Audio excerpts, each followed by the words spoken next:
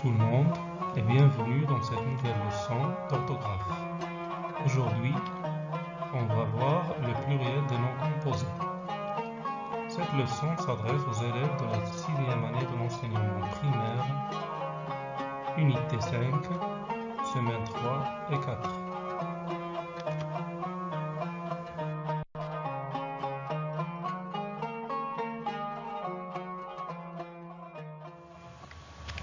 Alors, lisons ensemble ces trois phrases.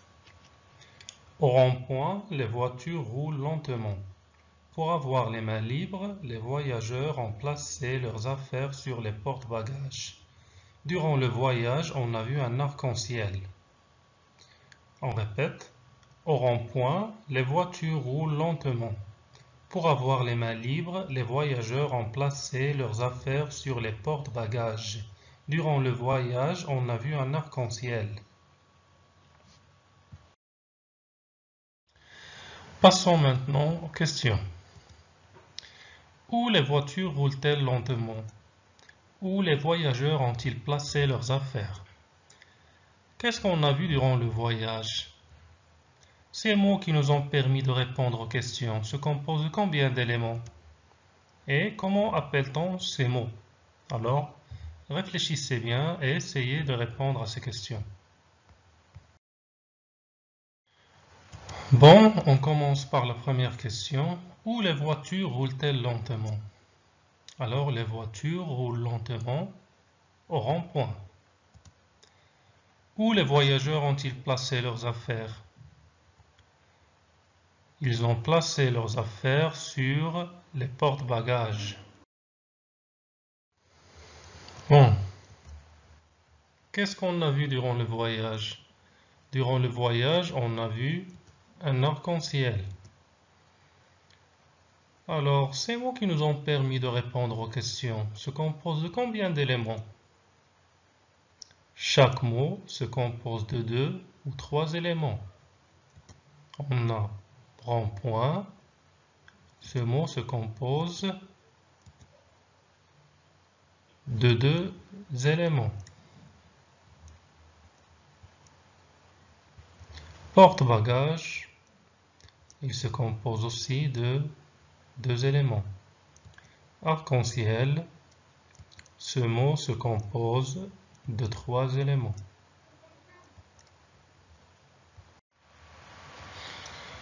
Alors, comment appelle-t-on ces mots?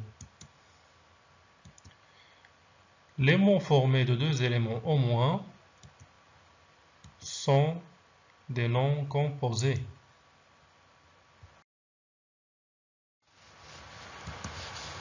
Regardez avec moi les noms composés suivants. Garde-barrière, timbre-poste, grand-mère, coffre-fort, lave-vitre, rond-point. On va classer les noms composés suivants selon leur nombre dans le tableau. Alors, dans la première colonne, on va mettre le nom composé au singulier et dans la deuxième colonne, on va mettre le nom composé au pluriel. Classons maintenant les noms composés selon leur nombre dans le tableau. On a garde-barrière, c'est un nom composé au singulier. Grand-mère, un nom composé au singulier. Timbre-poste, c'est un nom composé au pluriel. Rond-point, un nom composé au pluriel. Lave-vitre, c'est un nom composé au singulier. Et coffre-fort, un nom composé au pluriel.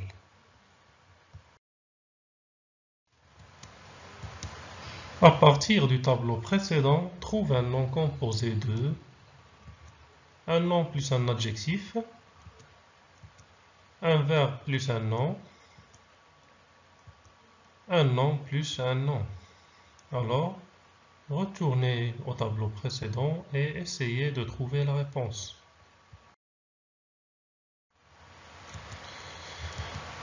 Alors, à partir du tableau précédent, on trouve un nom composé de. Donc, pour un nom plus un adjectif, on a trouvé Coffre-fort. Alors coffre est un nom, fort est un adjectif. Un verbe plus un nom, on a trouvé lave-vitre. Lave, c'est un verbe. Vitre, un nom. Et un nom plus un nom, on a dégagé timbre, poste. Timbre, c'est un nom. Et poste aussi est un nom.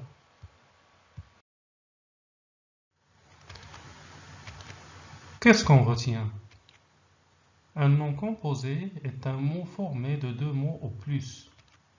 De nombreux noms composés sont soudés, c'est-à-dire réunis en un seul mot. Par exemple, un porte-manteau, un portefeuille. Mais un nom composé peut également être formé de plusieurs mots séparés par un trait d'union.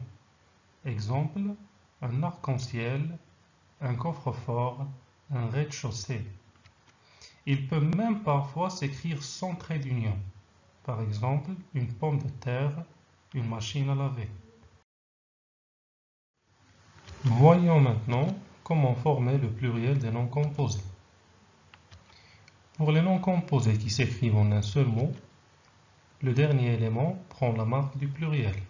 Par exemple, un portefeuille, des portefeuilles. Ici, le deuxième élément feuille prend la marque du pluriel. Mais il y a des exceptions. On écrit madame, mesdames. Mesdames, les deux éléments prennent la marque du pluriel.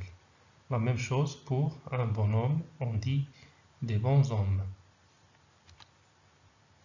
Pour les noms composés, d'un nom plus nom, adjectif plus nom, nom plus adjectif ou adjectif plus adjectif, les deux mots prennent la marque du pluriel.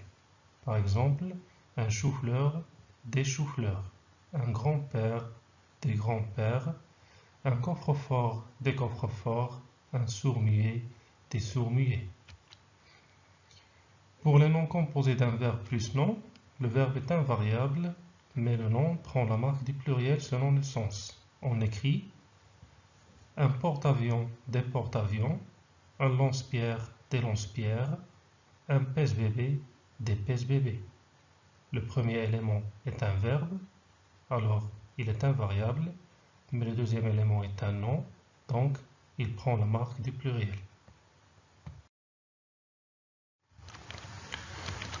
Pour les noms composés d'un verbe plus verbe, le mot composé est invariable. On dit des cache-cache, des laissez-passer, des savoir-faire, des va-et-vient. Lorsque le nom composé est formé de deux noms unis par une préposition, seul le premier prend la marque du pluriel. Par exemple, un chemin de fer, des chemins de fer, une pomme de terre, des pommes de terre, un arc-en-ciel, des arcs-en-ciel, un bouton d'argent, des boutons d'argent.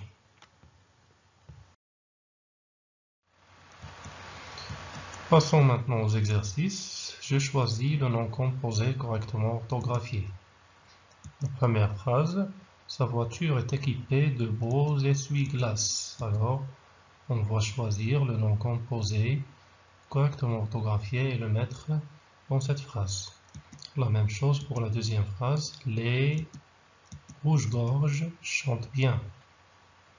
Alors, prenez votre temps, réalisez l'exercice avant de passer à la correction. Correction de l'exercice. Je choisis le nom composé correctement orthographié. Sa voiture est équipée de beaux essuie-glaces. Alors, voici la bonne réponse. Le premier élément est invariable puisqu'il est un verbe, mais le deuxième élément est un nom, donc il prend la marque du pluriel. Pour la deuxième phrase, les rouges-gorges chantent bien. Voilà la bonne réponse. Les deux éléments prennent la marque du pluriel. Voyons maintenant un autre exercice. Je mets au pluriel les noms composés suivants. Un chef-d'œuvre, un cerf-volant, une demi-journée, un coup de main, un beau-frère, un coup de pied, un taille-crayon. Bon, vous allez mettre ces noms composés au pluriel. Passons à la correction. Je mets au pluriel les noms composés suivants. Alors, un chef-d'œuvre, des chefs-d'œuvre. Le premier élément prend la marque du pluriel, puisque c'est un nom composé avec une préposition entre les deux éléments. Un cerf-volant, on dit des cerfs-volants. Les deux éléments prennent la marque du pluriel. Une demi-journée, des demi-journées. Le deuxième élément prend un S. Un coup de main, des coups de main. Le premier élément prend la marque du pluriel. C'est un nom composé avec une préposition, de. Un beau-frère, des beaux-frères. Les deux éléments prennent la marque du pluriel parce que c'est un adjectif plus nom. Un coup de pied, comme un coup de main. Le premier élément prend la marque du pluriel. Un taille-crayon, des tailles-crayons. Ici, c'est un verbe plus nom. Alors, le verbe reste invariable et le nom prend la marque du pluriel. C'est la fin de notre leçon. Merci pour votre attention et à bientôt.